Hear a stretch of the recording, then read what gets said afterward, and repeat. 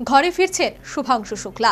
সোমবার ভারতীয় সময় বিকেল 4:30 পৃথিবীর উদ্দেশ্যে রওনা দিলেন শুভাংশু।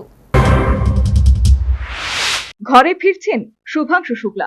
আজ সোমবার ভারতীয় সময় বিকেল 4:30 মহাকাশ থেকে পৃথিবীর উদ্দেশ্যে রওনা দেন শুভাংশু সহ বাকি নভোচররা।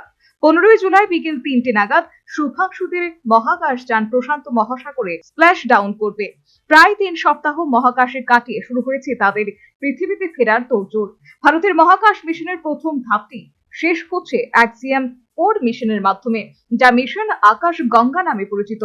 এখনো পর্যন্ত বিষয়টি তেমন জটিল ছিল না। মহাকাশচারী শুক্লা দেশে ফিরে আসার পরে শুরু হবে ভারতের আসল পরীক্ষা। মহাকাশ স্টেশনে 18 দিন থেকে শুক্লা যে অভিজ্ঞতা অর্জন করেছেন সে সবকিছুই ব্যবহার করা হবে ভারতের নিজস্ব মহাকাশ মিশনে। ভারতের এই মহাকাশ মিশনের নাম দেওয়া হয়েছে গগনযান। অ্যাক্সিয়াম 4 মিশনে শুক্লের অভিজ্ঞতা ভারতের নিজস্ব গগনযান মিশনের জন্য অত্যন্ত মূল্যবান তথ্য সরবরাহ করবে বলে আশা করা হচ্ছে।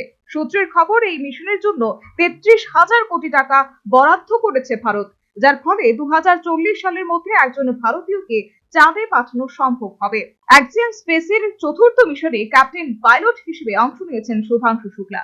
তার সঙ্গে এই মিশনে অংশ নিয়েছেন পেকি উইটসন, স্লাউস উজনান্সকি, টিভার কাপু, মিচেল লোপেজ, অ্যালেগ্রিয়া, গুলা সিএসি রানী, প্রশান্ত বালাকৃষ্ণন নায়ার।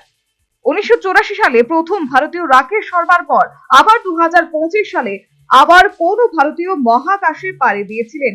উল্লেখ্য, অ্যাক্সিয়াম মিশন থেকে ফেরার আগে এক বিশেষ মুহূর্ত কাটিয়েছেন মহাকাশচারীরা। ইতিমধ্যে প্রকাশ এসেছে তাদের বেশ কয়েকটি ছবি। তবে মহাকাশ থেকে ফিরে আসার পরে শুভাংশু সহ সকলকে 7 দিনের রিহেবিলিটেশনে রাখা হবে। পৃথিবীর মধ্যাকর্ষণের সঙ্গে খাপ খাইয়ে নেওয়ার জন্য এই ব্যবস্থা।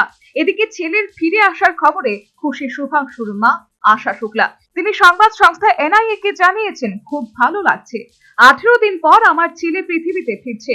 মনে হচ্ছে ছুটে গিয়ে ওকে জড়িয়ে ধরি, কিন্তু তা সম্ভব নয়। দেশবাসী আমার ছেলের জন্য প্রার্থনা করছে।